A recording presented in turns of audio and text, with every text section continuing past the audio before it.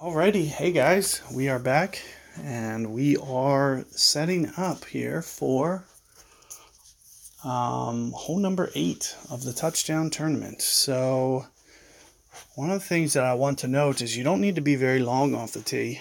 I'm going to put my quarterback on for this one. Guardian, I'm going to switch from that just in case. I'm not going to use that on hole 9. So I just want to make sure that I'm covered here. I'm probably going with a Thorn Dunk on this. I'm just going to let you guys know. There's almost no exception. Of course, Navi is going to be a good ball here. Let's just go ahead and re-up that. And aside from that, we are good to go. We are set up here. And one of the things that I like to do here is kind of a slice method. And just kind of cheat the corner as much as possible. Get it set up on the very right side. Of course, I'm going to use a 1 power ball as well, Navi, to try to get the wind down to make the dunk easier. Because dunks at 7-8 miles per hour, pushing 10 miles per hour, is going to make it real tough. So you're going to see me definitely use a navigator. What that also does is it makes it to where I won't necessarily go in between clubs for my second shot as well. And the way that I like to do this hole is with a hook slice shot off the tee. And what that does is it usually puts my ball with a nice angle of approach. It keeps it away from the rough altogether. To where it makes the shot less risky off the tee. And of course you want to be mindful of going long there. So what you'll see me do is I'll take off a lot of power, and that's why you actually see me have quarterback going altogether, because I know this is all I need to get this down here. So keep that in mind. And like I said, we just throw on a little bit of side spin, a little bit of top spin, nothing crazy here. There ain't nothing wrong with being short, so just aim for the center of the fairway on the right of your bullseye.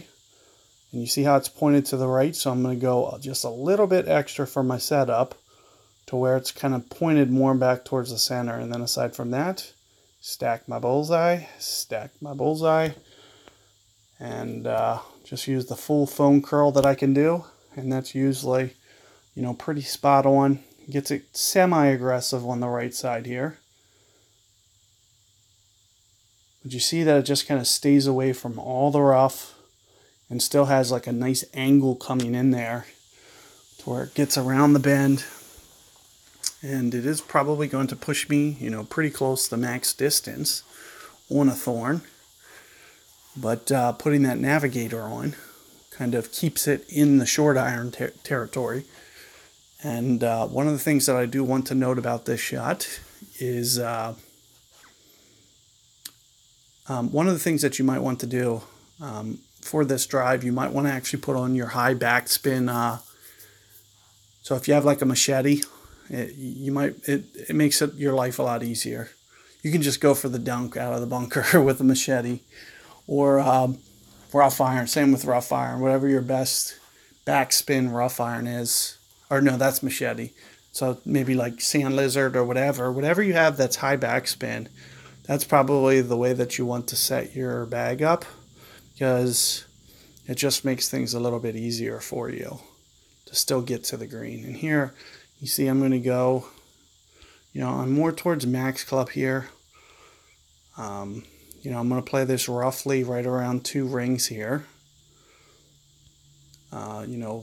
4.0 per ring is kind of the number that I'm kind of thinking for my adjustment.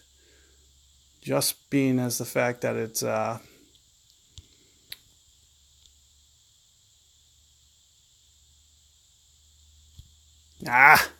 of course, so with, oh wow, I way under adjusted. Did I only go 1 ring? There's no way that great ball should have been even close. Why was it? I don't know what I did there. So something I did mentally there was, oh, That's what I did wrong. I was playing 4 per ring and it was 2. Like maybe no, it's actually not 2. It was probably 2.5. So I was using the wrong end of the club. I was using 4 per ring for whatever reason, who knows why. Just brain not working, apparently. As you see, I have no backspin here. Coming out of this bunker, I'm just going to, put it on the right side, right center of the cup here. Just go for the dunk. As you see, there's so much upslope here, the wind's really not going to play at all. It's not even going to be a factor. So you just got to get your perfect ball. If you make a mistake, get the dunk, good to go. Like I just mentioned there, I completely, mentally broke down there. I don't keep anything on paper or anything. I just go from memory. So for whatever reason, I just flip-flopped my numbers, which I should have been playing it more towards 2. But since it was, a little bit uphill, probably 2.5 per ring. So about 3.25 was probably spot on. No. 3 rings there was probably perfect for an adjustment because it was like 7.5 or something. And that would have probably been ideal for me. So here, this is very similar to the tournament wind was. So why don't we go for this shot again?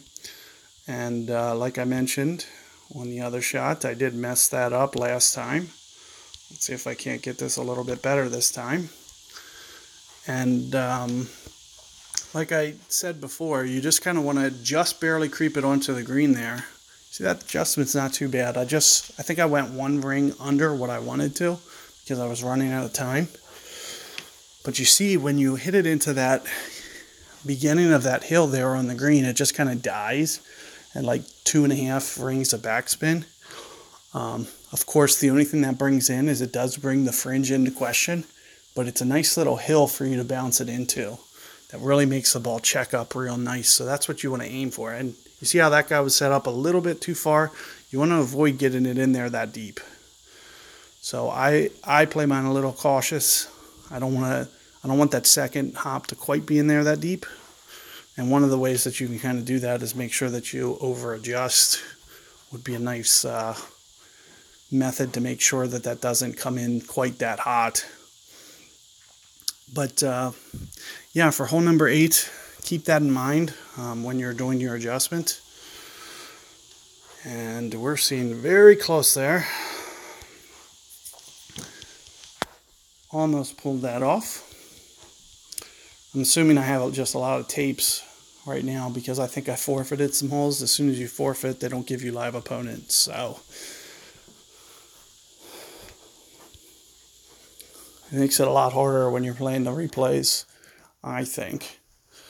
But anyway, talking about this a little bit more for that adjustment is make sure that you don't do what I do, which was completely butcher that adjustment. I should have played it, so max distance there's 2. I was coming in a little bit, but plus it's uphill. So for that shot, I probably would have played it if I was thinking properly.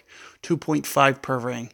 I think the wind was very close to 7 miles per hour, 7.5, somewhere in there. So it was about a 3-ring adjustment.